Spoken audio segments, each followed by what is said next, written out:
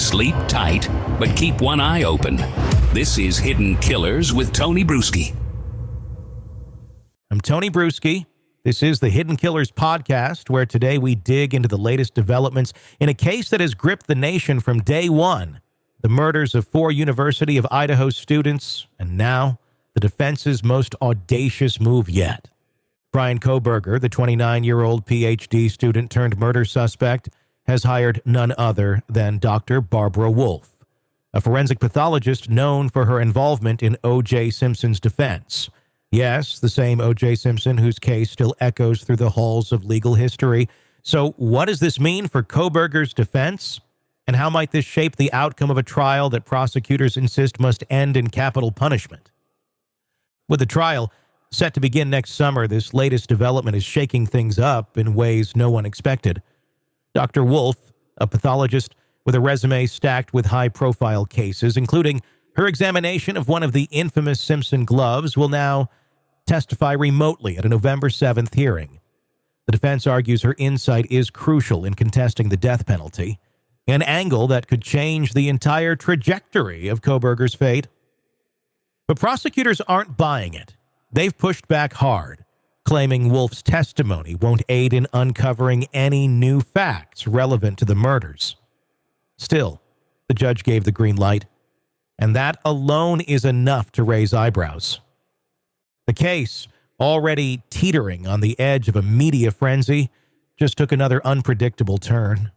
Kohberger's team managed to secure a change of venue from Moscow to Boise, citing local biases fueled by relentless media coverage. The move ensures the trial is as far from the university town's emotional landscape as possible. But this isn't just a logistical shuffle. It's a calculated gamble, one designed to give Kohberger a better shot at finding jurors who haven't been steeped in the horror of the crime and the public outrage that followed. Yet the victims' families are furious. They argue the relocation not only drags out the legal process, but also makes it harder for them to attend hearings and participate in the proceedings. From the moment of his arrest, Kohberger has insisted on his innocence, and his defense team, it seems, is willing to fight tooth and nail to prevent him from ending up on death row. The fight now includes arguing over Idaho's method of execution, a grim debate that may be more than academic. Idaho allows for execution by firing squad if lethal injection isn't available. And Dr. Wolfe, in an affidavit already filed by Kohberger's lawyers, has made it clear she believes death by firing squad is a method fraught with pain and suffering. But the prosecution isn't letting up. They argue that debates about execution methods are irrelevant until there's a conviction, and that the defense's concerns about lethal injection being unavailable are speculative at best. Kohberger's attorneys, however, seem intent on forcing the court to confront this issue now, ensuring that even the method of execution, if it ever comes to that, is subject to scrutiny. As the trial looms, the evidence remains at the center of this legal tug-of-war. Prosecutors maintain that Kohberger's DNA was found on a Ka-Bar knife sheath discovered at the scene of the crime. Surveillance footage and phone data, they claim, place him in the vicinity of the victim's off-campus home on the night of the murders. But the defense is working tirelessly to punch holes in this narrative. In an official alibi filed earlier this year, Kohberger claimed he wasn't at the crime scene. He was driving alone, miles away, looking at the moon and stars. Dr. Wolfe's testimony may be crucial in casting doubt on the forensic timeline and data presented by the prosecution. If she can challenge the credibility of the evidence, the defense may have a stronger case for sparing Kohberger from the death penalty, and that's where her experience with O.J. Simpson's trial comes into play. Back then, Wolfe and her team criticized the forensic processes used by the state, suggesting the timelines didn't match the prosecution's claims. With echoes of that case now reverberating through Kohberger's defense strategy, it's clear that they are aiming to sow as much doubt as possible. But even with this high-profile expert on board, the case against Kohberger remains formidable. The state argues that impartial jurors could have been found in Moscow despite media coverage. They insist the move to Boise complicates logistics and delays justice. For them, it's simple.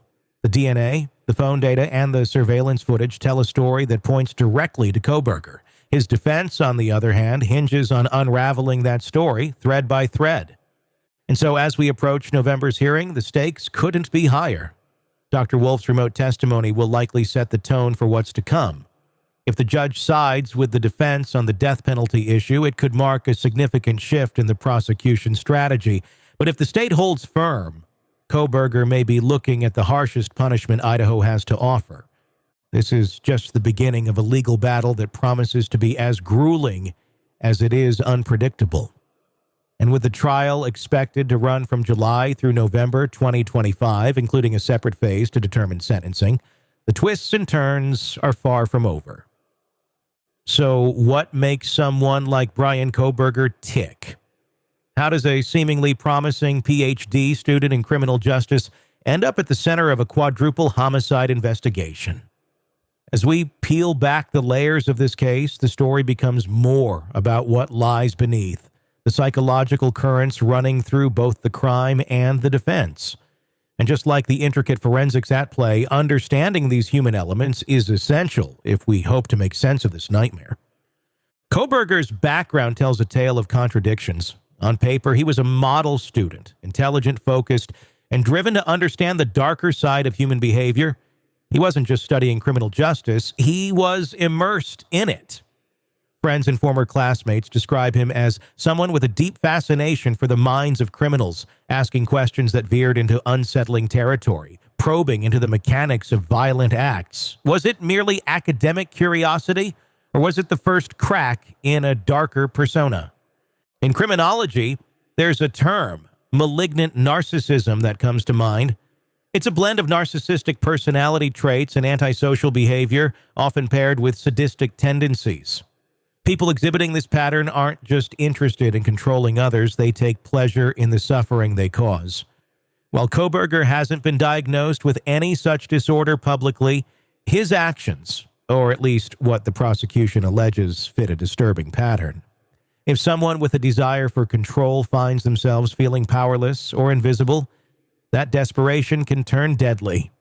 In this context, Kohberger's background in studying crime takes on a chilling undertone. Was he applying what he learned academically in ways that crossed a horrific line? But then there's the other side of the story, one where Kohberger's defense team is painting him not as a mastermind, but as a man caught in the wrong place at the wrong time. His alibi of driving alone, stargazing, may sound absurd at first blush, but it reveals a potential psychological strategy at play. Isolation, after all, is a common tactic for individuals trying to distance themselves emotionally from traumatic events. The defense might lean into this idea, portraying Kohberger as someone with peculiar but innocent habits misinterpreted in the wake of a tragedy. And here's where Dr. Barbara Wolf's involvement becomes pivotal. Beyond her forensic expertise, her testimony could introduce the idea of forensic misinterpretation, the concept that even seemingly ironclad evidence like DNA on a knife sheath can be compromised. If she successfully challenges the state's forensic narrative, it wouldn't just muddy the evidence. It could suggest the investigators themselves were blinded by tunnel vision, rushing to judgment on Kohberger without considering alternative explanations. There's also the matter of relocation to Boise, a move that says more than just logistical considerations. It's a psychological chess move, positioning Kohberger's team as champions of fairness and due process. The defense is banking on the idea that proximity to the crime scene equals emotional bias. They argue that the tight-knit community of Moscow, still grieving the loss of 4 young lives, can't deliver impartial justice. But the question lingers, can justice truly be impartial anywhere? Especially in a case that's charged with emotion. This emotional weight extends to the courtroom battles over the death penalty. The prosecution's push for capital punishment underscores the belief that Kohberger deserves the harshest consequence if found guilty, a life for a life 4 times over. But the defense's counter-argument isn't just about legality. It taps into broader philosophical and ethical debates. What does it mean to take a life in the name of justice? Is firing a gun at a defenseless man, even one found guilty, truly justice? These are questions that hang heavy over the case. no matter where you stand on the issue.